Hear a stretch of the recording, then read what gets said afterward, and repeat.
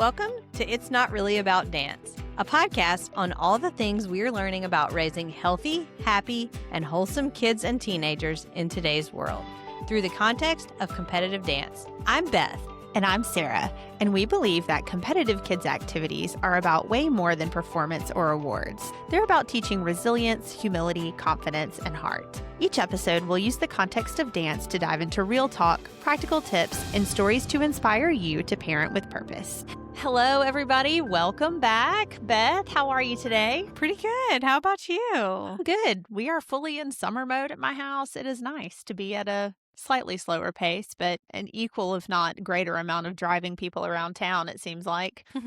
Yes, of course. Well, today we are back in our Comp 101 series, and we're really excited about this one. We're going to be doing a deep dive into awards, and specifically we mean in the world of dance competitions, but I'm sure if you are involved in other kids' activities, you have your own version of this. If there, after you listen to this episode, if there is some crazy awards thing in baseball or gymnastics, we would love to hear about it because I'm fascinated by how organizations come up with these things. So, yeah, I'm sure this one is not going to really apply to other contexts a whole lot. Yeah. It's just kind of educating you guys on what our world is that we live in. And we have mentioned some of this stuff before, alluded to it at least, but we wanted to kind of really deep dive and explain what we encounter at a competition weekend as far as awards. I think awards are what I thought was the most confusing thing when we first dove into dance competition world, because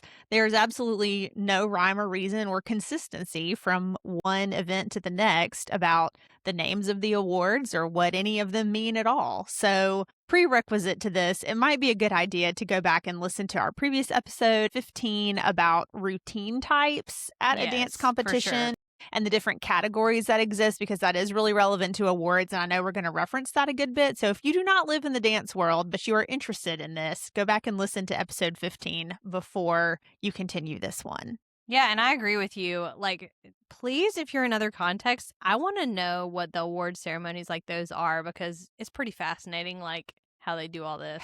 Because I'm sure people are getting recognized for things. Totally. Yeah. One of my good friends, her son is in elementary school and he plays baseball, and they made it to like the championship game of whatever their league was, and they lost, but they all still got these gigantic fake jewel encrusted championship rings. She said they were all like crying on the field and high-fiving because they had lost, and then the people in charge were like, but wait, here's your sparkly giant ring, and they immediately were all happy again, and they were like, what?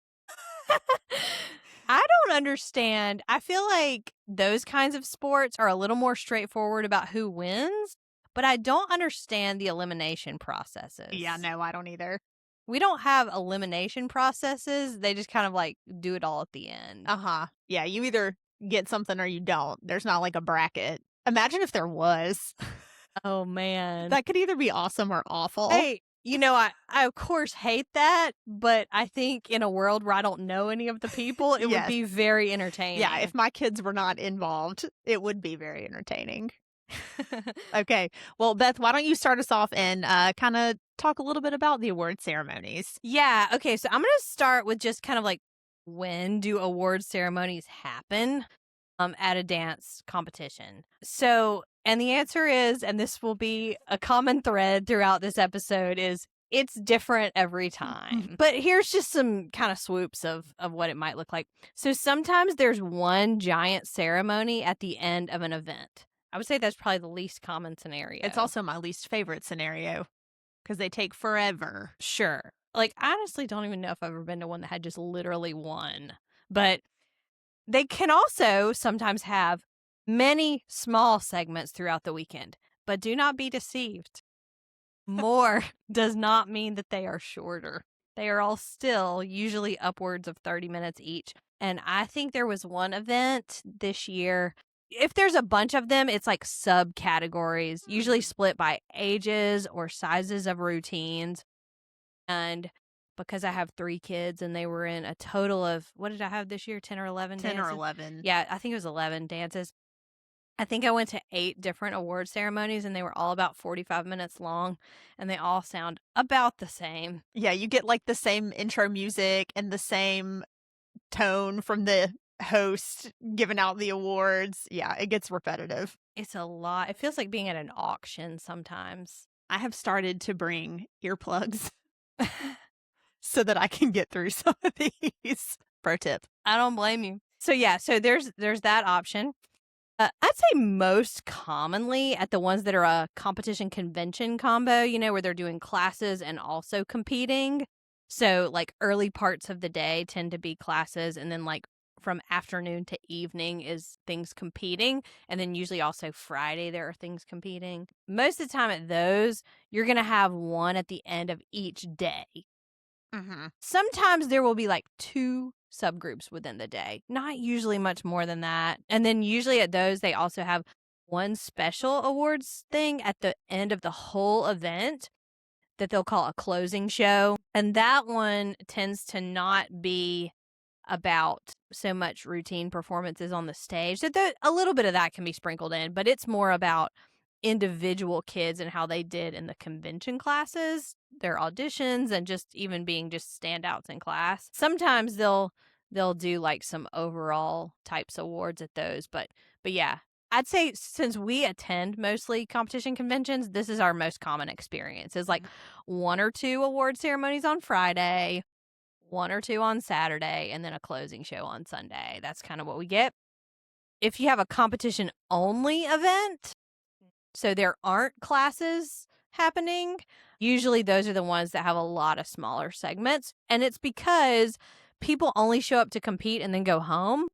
So if your kid is only competing on Friday or only competing on Saturday, you're not even going to be there Sunday. Right. So they'll do them like, I know we have one that we've gone to a lot that's like they tend to always have the young kids do all their stuff like Saturday morning to mid-afternoon Saturday, and then they're done and then they go home. Mm-hmm. So they don't spend the night a lot of times. And then the older kids will end up having multiple ones because they're in all different kinds of routines. Right. They're more likely to be there the whole weekend anyways. Mm-hmm. Yep. So, yeah. Okay, so now we're going to talk a little bit about what kinds of awards are given, because you would think that this would be straightforward and there's just like a first, second, and third place, or like a gold, silver, bronze like the Olympics, but that is not even remotely what happens at these. We have alluded to this before, that each company makes its own name for what they call these different awards. So we're not going to dive into that too much. But basically, there are 3 types of awards that a routine can receive. So the first type of award, and it's probably the one that's the most valuable as far as dancer growth, would be what is called adjudication. So basically, that is a label based on a scaled score. They have like a rubric, and most of these you can see online beforehand. I always like to go and look and see what the different adjudications are for the events we're attending. But you can think of this like a report card, like getting an A, B, C, D, or F on your report card. So they have a score. And then that gives them an adjudication label. They also have overall awards. So that would be the top, however many routines in your category. So that's where you would have first, second, third place winner, but it goes way more in depth than that. And there are judges awards. So these are specialty things that the judges just want to name and call out and highlight, something they liked or were impressed by. It usually is not at all related to the score, to the adjudication of that routine. It might be, but often I think they use these judges awards as a way to recognize dances that they really enjoyed that maybe didn't score super well, that they just liked or found interesting. And they all make up their own names for those as well in the moment. But one thing to note is that every routine that competes will get feedback from the judges that is like a commentary. If you end up sitting close behind the judges table, sometimes I have been at events where we were able to sit pretty close behind the judges and they didn't have it roped off, and you can hear them like talking to themselves. They have microphones in front of them at the table, and they are just in the moment commenting on what they're watching on the stage with their opinions. With their opinions, yes. And we as parents don't ever get to hear those. I know there have been times that our competition director will play those for the dancers, but all of the people who are at the competition, the dance studio directors and the competition teachers and things like that will get that commentary at the end from the judges. So usually that's sent over as a video. So like you could watch the video of the performance taking place and then they're hearing the narration of the judge commenting over it. So if they had a comment about a certain spot, you're watching what happens in the routine at that moment. There are events that exist where the judges will give live feedback. So the routine performs, then everybody in that routine stays on stage, and then judges will give their feedback immediately in the moment to that dance. We have never attended one of those, although I think they sound really cool. I'm sure you get a very different type of feedback in a live situation like that than you do in the recorded situations. Sure, and But I'd wonder how long that takes. right. I wonder if they have to take less overall routines because that would take a significant amount of time. Because in most competitions, I mean, they're one behind the other on and off the stage. One routine goes off, the next one comes on almost immediately. It's like 15 or 20 seconds at Yeah. most in between routines usually. So, yeah, it might be that it has to be a competition-only event for sure, where they're Yeah. not wedging it into a space in between convention classes, Yes. I would think. And I'm sure different judges are going to provide more in-depth commentary, but I always think about they're watching hundreds of routines a day. At some point, you have to just run out of stuff to say. That feels very difficult to me. I think I would have a really hard time giving valuable feedback for that many routines in a day, but they do it. So shout out to competition judges. It's a hard job. Mm-hmm. Okay, so let's take each of those categories and kind of go a little more in depth of how it works. Okay, so the first type of awards that are given out are adjudications. And like you said, Sarah, this is a scaled score. So a lot of times it's 3 judges that all get to score a routine and they're scoring it from like 1 to 100. So not completely unlike a school grade you would get, out of 100. And then they'll combine those 3 into a total score that would be out of 300. Sometimes there are more than 3 judges. So they might all score out of 100 and then do an average. And so your score is out of 100 instead of out of 300. Basically what it is every event just gets to do whatever they want to do. And every event prioritizes different things that they're looking for, that they include in their scoring scale. And every event also has a different range of what gets the highest score. And every event has different names for the highest score. So this is what you were talking about, that we like to, when we're riding to an event, I'll have my oldest daughter pull up the event's website. It's something to do to pass the time while we're driving to these things instead of them just staring at their devices or whatever. So my oldest daughter will pull up the website and we'll educate ourselves on how this event we're going to works it. And sometimes it gives us a good little chuckle. Some common things that they would have on this scoring scale. Again, we're talking dance world. This is, unapologetically, this is all about dance today. So common things, usually part of the score is their technique. And so that would be actually the skills of dance, and it's a lot of the more precision type of thing. So I'm looking at you as a dancer, and I need to be careful to not try to pretend like I know what I'm saying here. Do your feet look the way a foot is supposed to look in that kind of place? Is your placement right? Mhm. All those kinds of things. Your actual dance skill would be your technique. They'll have musicality usually as part of it. So musicality is going to be timing. When you say somebody has rhythm, you're probably talking about their musicality. But a lot of dance is not hip hop or on beat kind of stuff. It can be a little different. Contemporary dance or lyrical dance can be really flowy, but you can still see musicality in that of how well they can hear music and move to music. So that's what that is. And then usually there's a part that's for performance or execution. Whatever you tried to do and whatever your skill is, are you selling it? Is it performing well on stage in a way that but sometimes they also will include things like costume or choreography, because that really does play out in how we receive a dance piece on stage. A lot of times when you like something you watch, it might have to do with the choreography.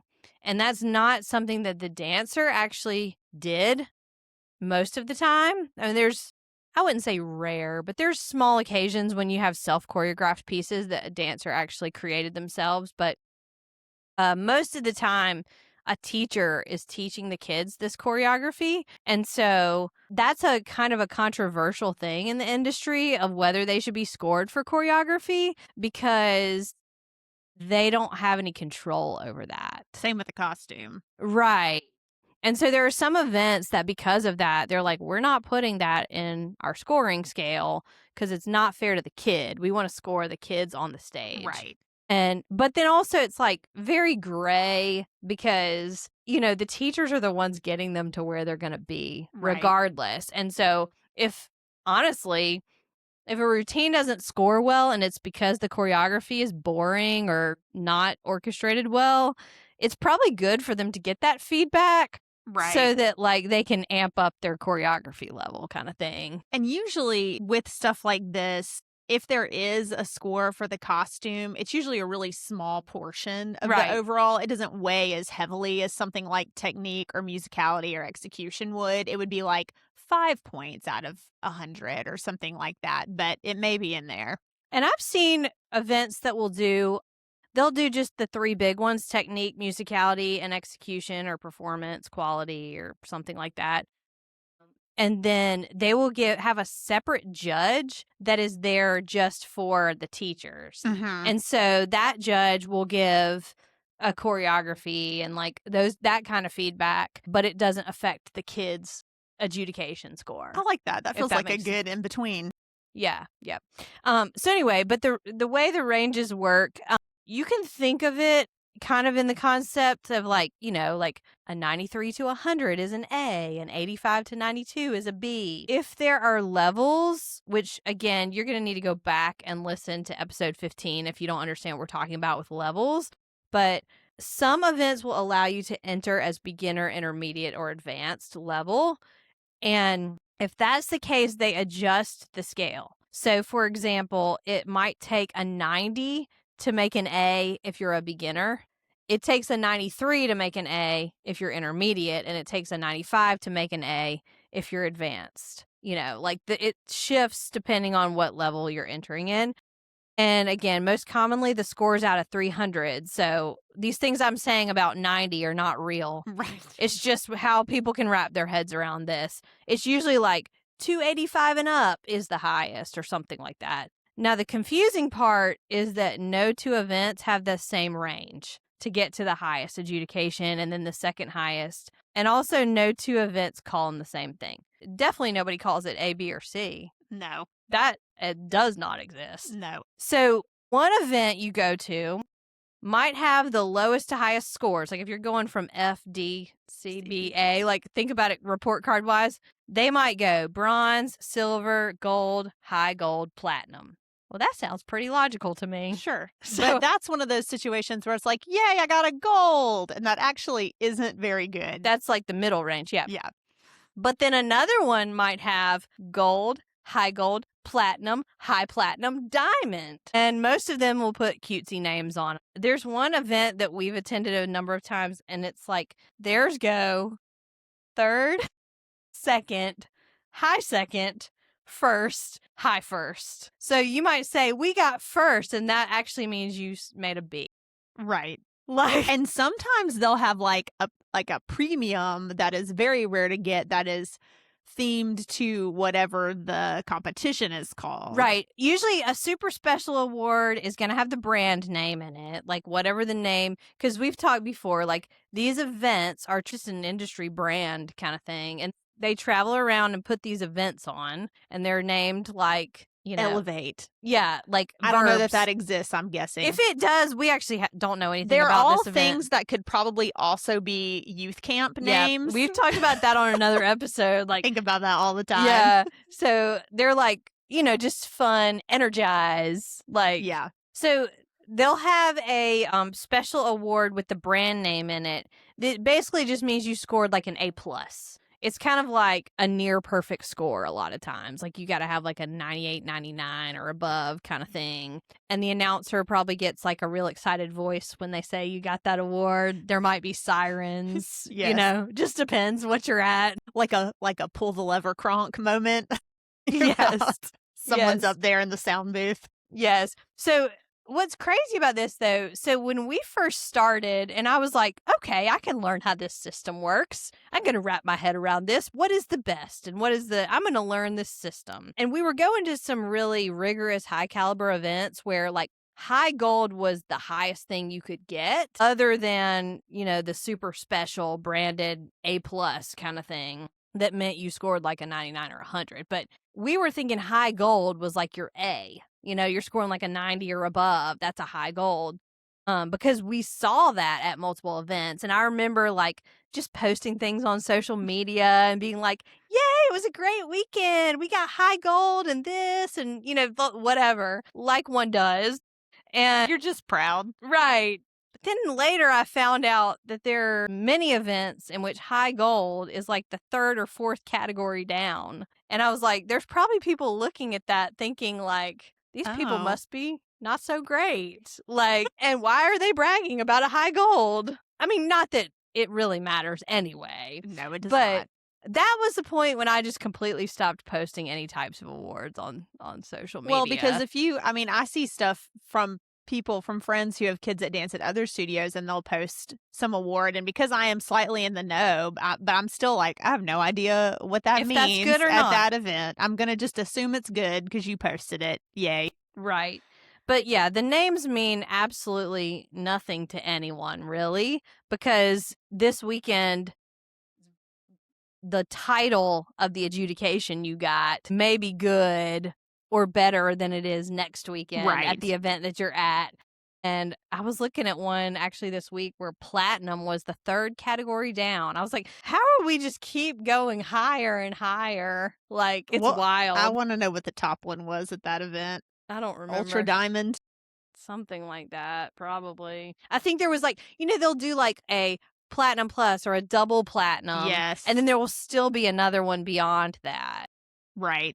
It's so confusing all the time. Even this many years in, I feel like I have to study before an event to know like what I'm hearing when I'm sitting in an award ceremony. Okay, so let's talk about overall awards. So this is the top however many. This is where it is a little bit more straightforward where they might get first, second, third place. There's no weird titles to any of these. Like you got first place, second place, third place. However, they are divided by the age of the dancer, usually the style of the routine, and then the size of the group. So you're not going to have a junior dancer who is probably 9 years old in to get an award against a 15-year-old because that just wouldn't really be fair. And then because it's so nuanced and judges' opinions factor into these things too, you're often not going to have hip hop versus lyrical just because those two things are very different and the technique is very different and the musicality is very different in those things. So most of the time, the overall awards are going to be divided by the age, the style, and the size. So junior, lyrical, small group. But the other thing depends on the number of entries. So most of the time, you have to have a certain number of entries in that category in order for there to be an overall award. So typically, if there's less than 5 in a category, they aren't going to do first, second, third, fourth, fifth. They might just do first place or first and second out of those 5. Again, it completely depends on the event that you're at. If there's 5 to 10 entries in that category, they might do up to a top 5. And sometimes at events, they're going to do a top 20 every single time in every single category. So even the group that got 18th place, their adjudication might have been equivalent to a B or a C. But because they're recognizing 20 people or 20 routines, they're going to give all 20. These are the award ceremonies that are crazy long. We went to one time that was doing top 50% of entries too. And it was like when they did that for solos, and it was like, I mean, there must have been like 50 kids on the stage. That's when it starts to feel less special, I think. Like, if we're getting into everybody gets an award, what are we doing? We don't have to recognize everybody.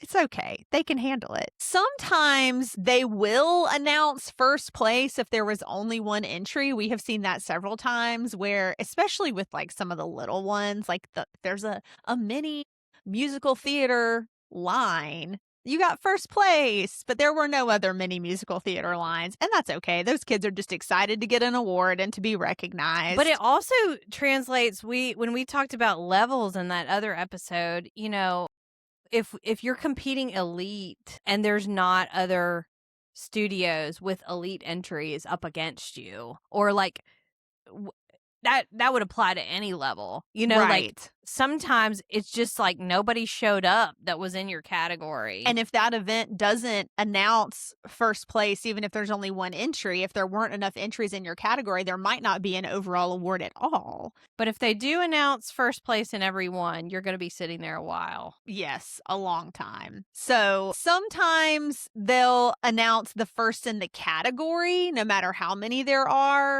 It just completely depends on And don't what that do like all the and rankings. right. They'll just do top in that category and that's it, and not do any other places. So study before you go so you know what you're hearing when you are at these events. I do feel like one of my favorites, if we're sharing opinions here, Yes, we do are. care, was one that we went to this year that they would only announce first in the category, like while they were doing adjudications. Like they were like Yes. calling out, it's like, you got a high gold and first in the category. And like, Yes, and- combined it. and like did it all in that, you know, scope of things. And then they didn't do categories. They waited until they got to, I think, what you're going to say the next thing is. Yes. They will also have like a top routine, and that can be across any dance style.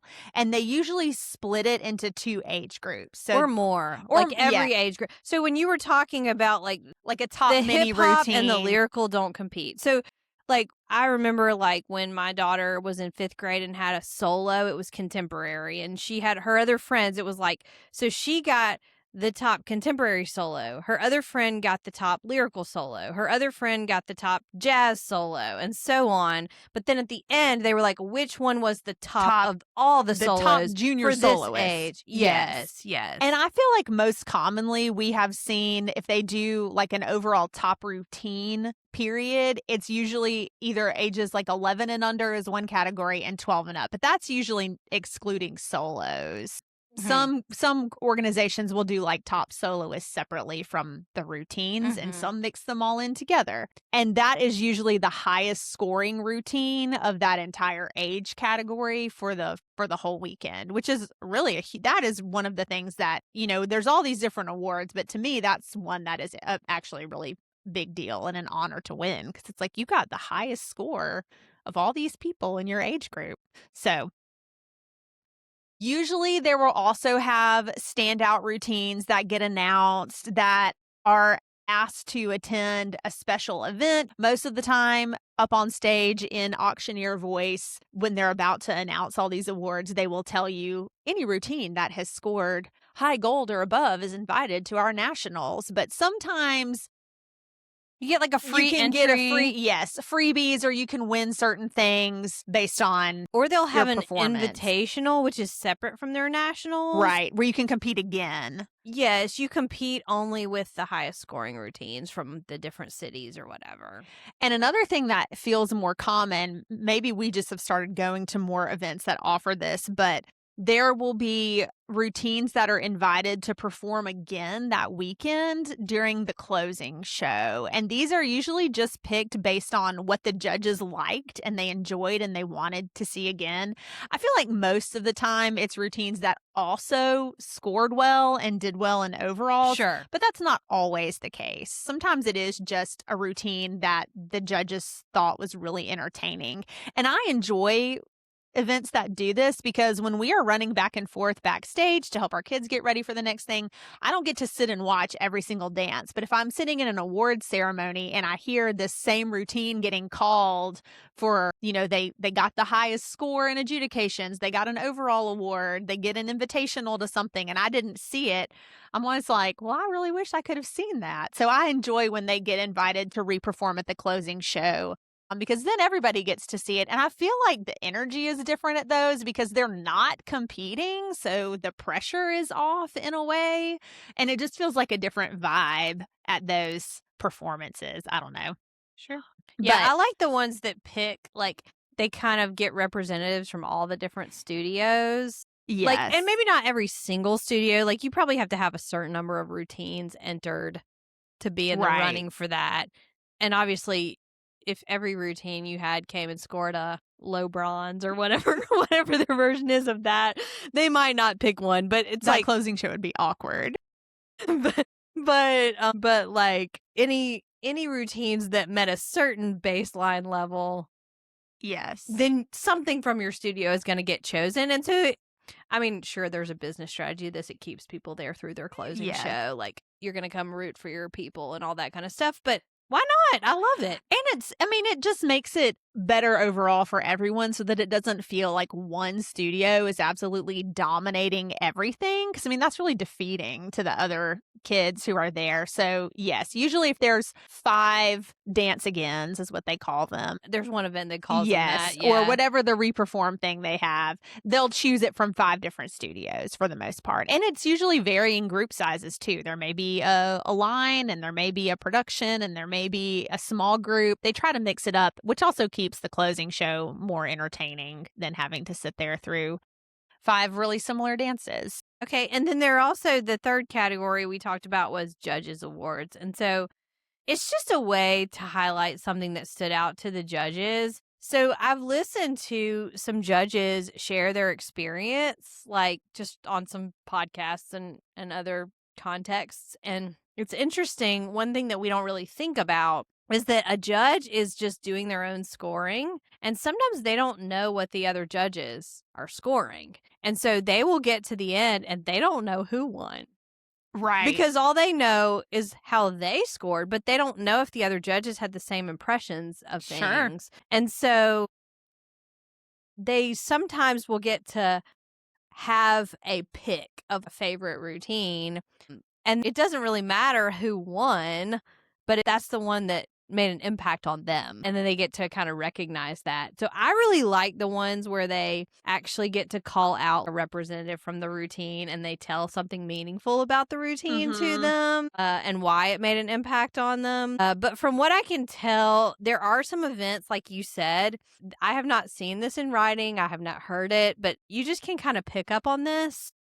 And I sense that there are some events that kind of intentionally choose routines that don't score as well as a way to kind of, like, maybe they're not technically as strong, but it's a way to encourage growing dancers. Like, let me just name something I saw on you that I want to highlight.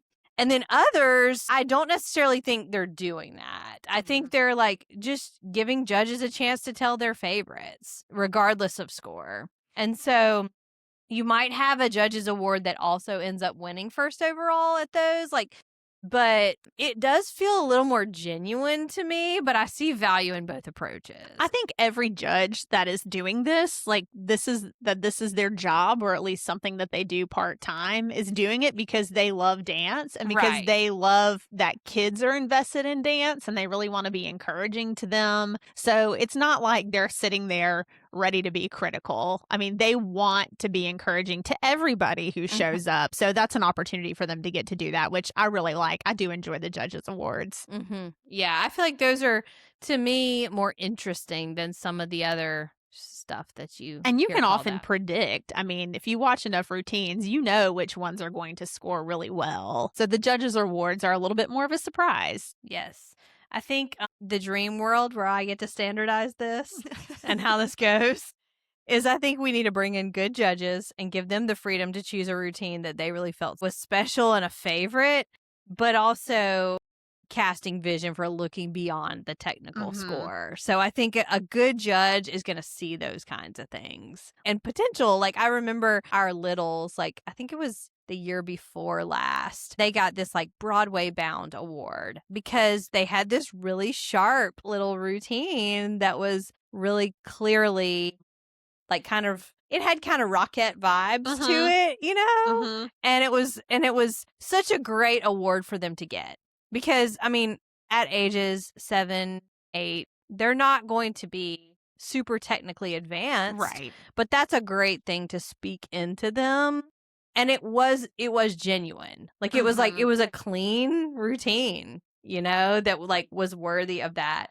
But I like if they can pick one if they love it, but that if like everything feels really vanilla, to find something out of the ordinary to encourage. Because I think a lot of times some of the winning routines might be technically excellent, Mm. but they're just not very inspiring. Right. It's like you can watch it and say, yes, that person, that group, they are good at dancing, but there's not like passion behind it that you can feel. Sure. So, I mean, I'll take anything that reinforces creativity as opposed to just the current trend of stringing 17 acro tricks Yes, one because after we another. have said before, just because you go upside down does not mean that it is good or clean or makes your routine better.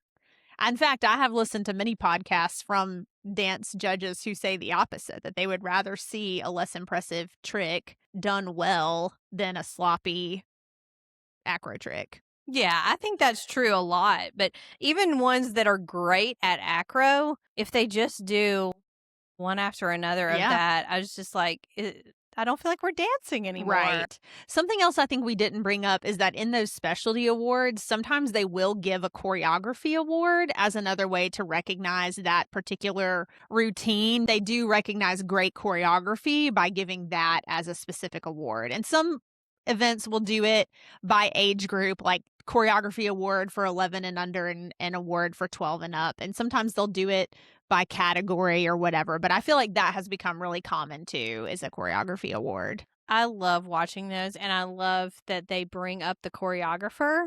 Yes. It's always a little funny watching, like, the younger kids that don't know, like, they hear their routine and they try to jump up and accept the award, and somebody would be like, "No, sit down, that's for Miss Susie," or whatever. Or they bring the kid up and they're like, "Who choreographed this for you?" Because they do talk to them at award ceremonies a But lot. not for the Not for choreography. the choreography award, but they do like they'll bring up a representative from each routine to accept the award. And sometimes they'll talk to them and they'll have to say their name and their studio and who choreographed it, which it's hilarious with the little kids who are like, Miss Mary, or they might be like, my mom, or they don't know at all. They just like silently stare into the microphone. Yes, yes. We went to one recently where, the choreography, uh, award winners get to actually share a little something, you Yes, that know? was sweet. I liked that. And, like, speak to their dancers, and I love that too because you just start to see, like, at the end of the event, just the love and bond there is. Like, I was sitting with a friend at one this spring, and there was a lady, I think her name was, like, Caitlin or something, that like, it was, like, one routine after another. Yes, I remember this. Caitlin was getting represented, and my friend says, "I wanna meet Miss Caitlin," Yeah. you know? Like, it's just like, you could tell that those kids just adored their choreographer Yes. and that the choreographer really cared about what she was doing with those kids, and it was inspiring to hear. So, anything with some heart like that, I love it to be in an award ceremony. Yes, me too. But basic summary here is that this is all over the place, and there is some semblance of thread through it that we're starting to kind of make sense of, but it's a little bit difficult to pin down exactly what they look like. Right. The labels, different Yes. labels make it all hard, but it is possible to kind of piece together what it all means. But that's what's great about going back to the same events from year to year. That's a perk of that, is that you get to know their scoring system well. But then sometimes they'll change their scoring system from year to year too. We've encountered that. And then I also like going to new events and finding out how they score. And sometimes it's a way that I prefer. I know we went to an event this year. It's the first time our whole team has gone. And you might get an overall award, but if your adjudication wasn't high enough, like if you were the only entry in that category, but your adjudication wasn't high enough to give you first place. They would call it They would second call place it or second third place. place based on what your score was. I Yes. thought that was brilliant. It was so smart because they're still being recognized for an outstanding performance, but you're not falsely getting first place. When it's first place out of 1. Right. You might get second place out of 1. But then that's really hilarious because that happened to my daughter's group and they did a great job. But like their score was, equivalent of the second place. And they were the only group in that category. And she was the one chosen to go up and accept the award. And my husband had taken my younger daughter upstairs at that point. It was really late at night. So we got up there with the award and he was like, "Great, you guys won. Is that first place?" And she was like, "No, it's second place." And he was like, "Oh, that's awesome. Out of how many?" And she went, "1." He was like, "How is that possible?" I know. I had to actually think about it for a minute and dig into it because it's a little confused. It's like basically what you're doing is you're competing with the scoring scale. Yes. And but I still so- really like it. Yeah. It's a great workaround for the in-between of getting nothing because there was no one else in your category, but not automatically getting a first place. I think it's brilliant. great. Yeah, Once you totally. understand it, it makes perfect sense. But my husband was like, "What is this?" Love it. Okay, well, it's not really about dance, even though we've talked a lot about dance today. What is it really about for you this week, Sarah? Well, for me this week, it has been about figuring out what on earth I'm going to take to Alaska. So I'm going to Alaska next month on a cruise, and I've never been anywhere like that before in my life. Certainly not anywhere that far from here, and definitely nowhere that far north. So, we just don't have cold weather gear. But what I'm researching and finding out, because that's what I do, I deep dive into stuff, is that it might be cold and it might not be cold and it might rain a lot and it might not rain a lot. And I have no idea what I'm doing. So I'm just sort of randomly ordering things on Amazon. And there's been lots of boxes arriving at my house. And we'll see what actually gets worn and used and what doesn't. But I'm just blindly guessing here on all of this. But you have to pack to fit in a plane and a cruise cabin. Yes, That's right. the hard part. It's I have to be intentional. My solution to this would be just Bring it take all. everything. Yeah. But you can't do that. No, and we don't fly anywhere very often. So it's always it'll fit in the car. What does it matter? But I've already decided that I'm just going to have to pay to check a bag because that is not happening. There's no way it's all going in a carry-on. Oh, no way. No. But I still am having to think about the weight of it because, you get charged extra if your bag is really heavy and I can't pack 6 pairs of shoes. I'm having to be smart and intentional about something that I know absolutely nothing about. So I have been deep diving into the weather in southern Alaska in July and Southern Alaska. Because it's just the panhandle part of it, the fjords. Cool. But yeah, apparently it can be anywhere from 40 to 80 degrees on any given day. But you're leaving 95 degrees to go Correct. there. So you have to Yes. shift your brain. Yeah. So I'm really excited. But yes, that has been my world lately. Beth, what is it about for you this week? It is about everything at the same time right now. I've mentioned that summer is my busiest time of the year for work, but I work for a church if you're new to the podcast and don't know that, and my boss is on sabbatical this summer, and so we've all divvied out who's doing the main preaching to all 1,000 people. Yeah, you're up. And it's my week. I'm excited. It's going to be great. By the time the this podcast goes up, it will be behind us, and I will be then at camp with a whole lot of 4th, 5th, and 6th graders. Yeah, how did you end up with the Sunday before you're leaving to take a bunch of kids to camp the next day? It just kind of happened, and yes. Just get it all done at once. It's everything. And also, one of my assistants transitioned out, and we got a new one just last week. So yes, it's a lot of things happening. that is a lot of things. Yes. So I am running a little scattered and trying to make my new sidekick not think I'm crazy. Nah. Because I'm very all over the place. So with all of it. And I was like, and I will now be recording a podcast during the workday in the middle of all of it. We picked a fun one for today, though. And think, this time in a week, it'll be done. If you listen to this when it's going up, then I am probably covered in some face paint, sleep deprived, Oh, yes. One of the Amazon boxes that has arrived at my house is the outfit that my daughter, who is going to camp with you, has planned for Wacky Day. That's the theme. One of the dress ups is like wacky tacky, and it's a lot. So yeah, so it's a lot of all the things, but nothing's bad. Right. You know, Good stuff. it's like the good kind of stress. Like when you're doing Yes. everything at the same time and it's crazy, but it's all really positive, good stuff. It's fun. It's enough fun mixed in that you're not like, why am I doing this? Yes, for sure. All right. Well, I guess that is good for our little 101 episode for you guys on awards. And so we will sign off until next time. But if you have not already subscribed so that you see our podcasts right when they come out, please do that. Yeah. Stay tuned because there's some good stuff in the docket and lined up and ready for future episodes. So, Yes. yep, follow along with us and we will see you again next time.